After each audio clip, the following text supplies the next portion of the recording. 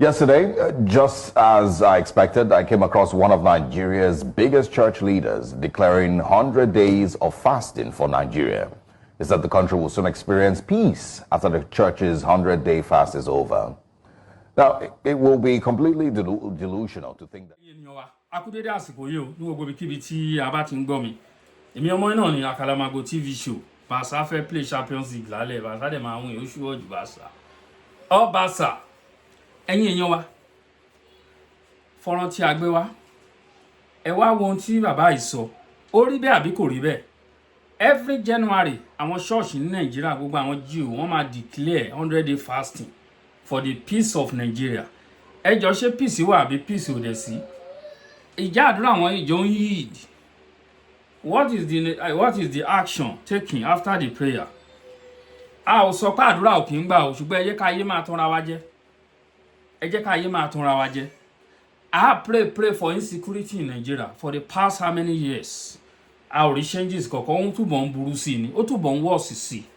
ẹ jọ ṣé òun ló kàn ẹ jọ tó máa ń sọ̀rọ̀ nípa àwọn favourable country tí Ọlọ́run di àwọn. I expected, I came across one of Nigeria's biggest church leaders declaring 100 days of fasting for Nigeria. He said the country will soon experience peace after the church's 100-day fast is over. Now, it will be completely delusional to think that these people do not know that these prayers and fasting absolutely do nothing to improve Nigeria's trajectory. Yet every new year, we start with these prayers for a better Nigeria. So I'm asking this morning, what more do you want God to do for Nigeria? Because if nations across the world were to argue as to who is God's favorite child, Nigeria will undoubtedly be seen as one of God's favorite children. God gave Nigeria everything, way more natural and human resources than most countries on earth. Arable land, no natural disasters, fantastic weather for agriculture, some of the most brilliant minds on earth. A people with the skills to thrive in any part of the world that we have found. God didn't fail Nigeria one bit. Nigerians failed Nigeria. God gave this nation fertile soil, rivers that flow like veins through the heart of the nation. Nigeria is not lacking in blessings that we need to pray for. It is instead drowning in gross mismanagement. So again, what more do you want God to do for Nigeria as you fast for 100 days? What more is God meant to do for our country? To choose your leaders for you? To help you jail your corrupt politicians? To help you properly utilize all the vast resources that He has already blessed us with? There's almost no nation on the continent that should have been at par with Nigeria in development and quality of life for its citizens. If you think about just the wealth we should have from oil alone, take a look at what other countries have done with their own oil wealth. Think of what the Niger Delta alone could look like if we managed our resources better. So stop praying to God to bless Nigeria. He's already blessed us beyond what we could ever imagine. And again, when you are calling on God to save Nigeria, what exactly do you want Him to do? God is not going to run your elections for you. He's not going to run your justice system for you. He will not create a better constitution for Nigeria. All of those things were left for you to handle as Nigerians, the best that you could. But instead, we've allowed the worst to rule over us. We've placed tribe and religion over prosperity as a nation. We've allowed the destruction of our institutions by our fellow citizens. God didn't abandon Nigeria. Nigerians instead have laid our bed this way, and so we must lay on it. Your National Assembly members are singing on your mandate, we shall stand. One state governor cannot read his own budget figures. One state governor paid his children's school fees till graduation and is currently being welcomed home like a hero. Where do you want God to step in here? If your governor can't read his own budget figures, what do you want God to do in a situation like that? Again, we have laid our bed. Let us lie. Honestly, torí kò sí nǹkan tí à ń wá ní Nàìjíríà tí Ọlọ́run ò ṣe fún wa. Now, ẹ wá wo àwọn Fulani tó ń terrorize àwọn agbègbè Kogi State, Ìkàbà, àwọn okun, gbogbo okun land, bí àwọn Ìyàgbà, Ìyá, Gbẹ̀dẹ, gbogbo àwọn area àwọn yẹn, bí àwọn Ìgbàgún, àwọn Ìkìrìn Àdé, Ìyàrá, gbogbo wọn, àwọn gbogbo agbègbè wọn yẹn lọ́dẹ lọ́kọjá. àwọn Fúlàní tó ń terrorize ẹ pé wọ́n block everywhere tí gbogbo wa tá a dẹ̀ rí fọ́nrán ẹ̀ ọwọ́ ti tẹ̀ wọ́n o ṣùgbọ́n fọ́nrán yẹn ò ṣe fi hàn àwọn fọ́tò ẹ̀ náà lẹ́ẹ̀ máa rí lójú àwòrán wa àwọn fọ́tò ẹ̀ òun la lè fi hàn yín kò ṣe ń rí rárá torí wọ́n mú àwọn pípẹ́ wọ́n dẹ̀ ń tọ́ṣọ̀ wọn báyìí ní live video wọ́n la nǹkan mọ́ wọn tí wọ́n dì wọ́n tán wọ́n ṣe wọ́n báṣibàṣi ṣùgbọ́n ara nǹkan tá à ń sọ fún yín mo rò pé ẹ̀yin èèyàn wa ẹ ń gbọ́ gbogbo ọ̀rọ̀ tá à ń sọ àwọn fídíò tẹ́ fi hàn wọ́n yóò necessary àwọn fídíò tẹ́ fi hàn wá ò necessary ẹ ṣe wọ́n bí ọṣẹ ṣe ń ṣojú ẹ ṣe wọ́n báṣubàṣu ẹ má ṣe fídíò ẹ lọ ẹ káńsù wọn ó ti yé yín náà kò nídìí kẹ́ máa àwọn tẹ́ pé ẹ náà ẹ fẹnu sọ nínú fọ́nrán yẹn fẹnu sọ ẹni eléyìí la rí AK-47 lọ́wọ́ ẹ̀ lánàá ẹni tí ẹ rí AK-47 lọ́wọ́ ẹ̀ ẹ mọye ọṣẹ tó ti ṣe ẹ mọye nǹkan tó ti ṣe ẹ mọye ẹ̀mí tó ti tọwọ́ ẹ̀ bọ́ kò nídìí kẹ́ ẹ máa fi fọ́nrán wọ̀nyí hàn kò nídìí èyí tó bá necessary kẹ́ fi hàn wá ẹ fi hàn wá káwa náà lè gbé sórí ayé ṣùgbọ́n bí àwọn eléyìí ẹ dè wọ́n mọ́bì kan ẹ kò rọra ẹ kò ṣe wọ́n bí kò lè torí èyí tẹ́ fi hàn ìjàmbá gan ló jẹ́ fẹ́yìn gan fúnra yín tí ẹ bá mọ̀ ìjàmbá òun ló jẹ́ fún yín fúnra yín kéde ni báwo ni ẹ bèrè lọ́wọ́ wa pé báwo wà ní ló ṣe rí wọ́n máa rí àwọn fọ́nrán torí wọ́n ń wò wá wọ́n máa wá o ẹ dẹ̀ mọ̀ wọ́n Fúlàní tẹ́ bá pàkọ́nu wọn ó lè tó bí oṣù mélòó kan wọ́n ń bọ̀ o ẹ má sùn tẹ́tẹ́lẹ̀ ń bẹ̀ o ẹ má sùn o ẹ má sùn ojú alákọ̀ọ́fẹ́ yín ṣọ́rí o torí fídíò tẹ́ fi wọ́n yóò kò necessary at all ẹ má máa fi hàn ẹ ṣe wọ́n bí ọṣẹ ṣe ń ṣojú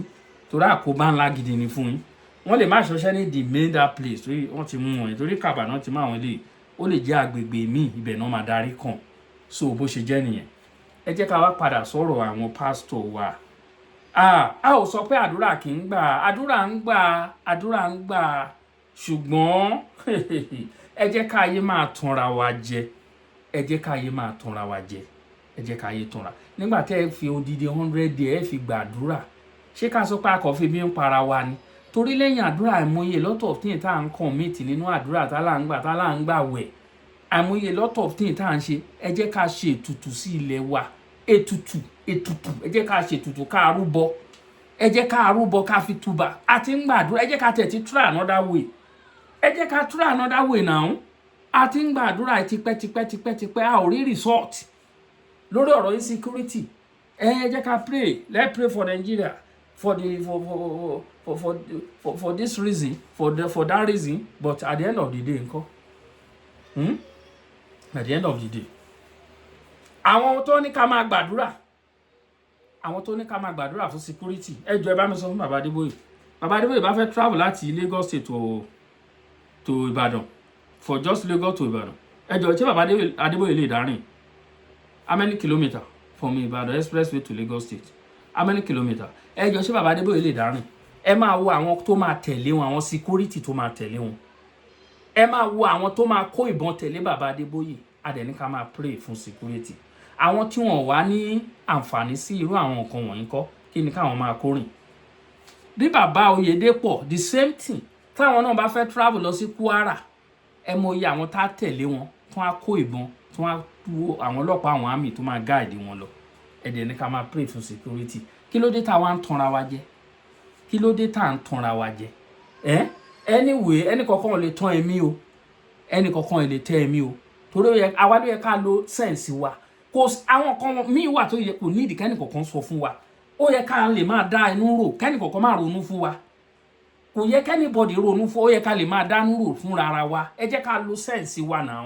ẹni tó ń pray fún security tó ní kẹ́ máa pray kẹ́ gbàwẹ̀ ìjà àwọn lè dárìn without security ìjà àwọn lè dárìn nínú ìlú without kan kó àwọn security dání níbo wọn lè dárìn ṣé wọn lè dárìn wọn ò lè dárìn so bó ṣe jẹ́ nìyẹn nǹkan táwọn tó ní pariwo ni wọ́n yí o àti oní pariwo àwọn kan ò lè wá jókòó síbi kan wọ́n máa fi wá mèkì owó gbogbo owó tí ẹ lọ fi ṣèdá mẹ́wàá ẹ lọ fi dáwọ́ rẹ̀ àwọn á máa fi san owó security tó ń tẹ̀lé wọn wọ́n máa fi kọ́ gbogbo nǹkan kiri at the end of the owó ń padà sápò wọn ẹ jẹ́ ká yára wa ní brain ní ká máa lọ sí church mi ní kẹ́ máa lọ ẹ lọ church kẹ́ pray to God now ṣùgbọ́n ẹ jẹ́ ká máa ẹ ká ṣe ìlàkàyè ẹ jẹ́ ká lo ìlàkàyè pẹ̀lú gbogbo nǹkan tá a bá ń ṣe bó ṣe jẹ́ nìyẹn bó ṣe jẹ́ gẹ́lẹ́ òun náà la sọ nìyẹn bó ṣe jẹ́ nìyẹn ẹ wo ẹ̀yin olólùfẹ́ wa mo kí wa àwọn tó ń terrorize okun land ọwọ́ tẹ̀ wọ́n ọpẹ́ ni fún Ọlọ́run adúpẹ́ lọ́wọ́ àwọn elétò ààbò ẹni tó bá fẹ́ wo fídíò yẹn lè pè wá ẹ mọ nọ́mbà wa ẹni tó bá mọ nọ́mbà wa ẹ lè message wa ẹ lè drop comment sunday this thing ẹ bá wa sọ ẹni tó bá fẹ́ rí fídíò yẹn bó ṣe mú àwọn people yẹn a ní fídíò yẹn lọ́wọ́ ṣùgbọ́n kò ṣe fi hàn nǹkan tó fà tá ò ní lè fi hàn nìyẹn ẹ contact wa tó bá fẹ́ fi ẹ wá ní interest láti wo fídíò yẹn a máa send ẹ sórí whatsapp yín orí grey app yín a máa send ẹ síbẹ̀ bó ṣe jẹ́ nìyẹn èmi ọmọ yín náà ni o Akalamago TV ẹ̀wọ́ tí o bá wá láti agbègbè ní Ondo State àbí ní Àkókó Àjọwá at 70 a fẹ́ ṣe anniversary ẹ ti náà Koiki Media àwọn post ẹ mo send kí ni ẹ̀sìn wọn bá post ẹ sórí page wọn ẹ darapọ̀ mọ́ wa alert from 29 of this month to on the 5 of October ó máa loud gan o ìyàwó Tinubu máa wá síbẹ̀ BTO Honourable Túnjí Òjó Minister of Interior and bàbá wa kábíyèsí ọba Ajíbádé ní ọba Ọ̀wọ̀ lọ́wọ́ máa dẹ̀ àwọn náà máa wà ń bẹ̀ àtàwọn èèyàn jàǹkànjàǹkò wọ́n máa wà níbi ayẹyẹ nínú ìlú tí wọ́n ti gbé ń bí mi lọ́mọ ni inú ìlú ọmọ Àjọwá ni mí yes Àjọwá Àkókó ìlú tí ó ní peace jù ní orílẹ̀-èdè àgbáyé òní ìlú mi ọba mẹ́jọ la níbẹ̀ tí a fáhùn síra wa rí òun la fi ń jẹ́ Àjọwá àjọ kóra wa jọ ní àwa papọ̀ sójú kan tí ìlú wa dẹ̀ beautiful ẹ bá lórí page mi ẹ rí àwọn picture tí mo snap síbẹ̀ tí o bá wọnú ìlú mi tí abẹ́rẹ́ bá bọ́ sílẹ̀ ní ọwọ́ ẹ ní alẹ́ wàhálà ò ní dẹjú mọ́lẹ̀ kó tó rí kí mi fi kì í ṣègbéraga no this is ẹ lè wọrí page mi ó send àwọn ẹ rí àwọn nǹkan tí mo post síbẹ̀ abẹ́rẹ́ bá jábọ́ ní ọwọ́ ẹ ní alẹ́ ò nídìí láti tẹjú mọ́lẹ̀ wàá kọ̀ bẹ̀rẹ̀ mọ́lẹ̀ wàá mú ni everywhere was bright solar àfi pàákù ni ẹ wo ẹ ní wọnú òkùnkùn gbogbo ẹ̀yin tẹ́ ṣe nǹkan wọn gbogbo ẹ̀yin tí tó ń gbọ́ mi ìmọ́lẹ̀ ayé yín ò ní dòkun lágbára Ọlọ́run mo kí gbogbo wa o ẹ ṣé ń gbọ́ thank you.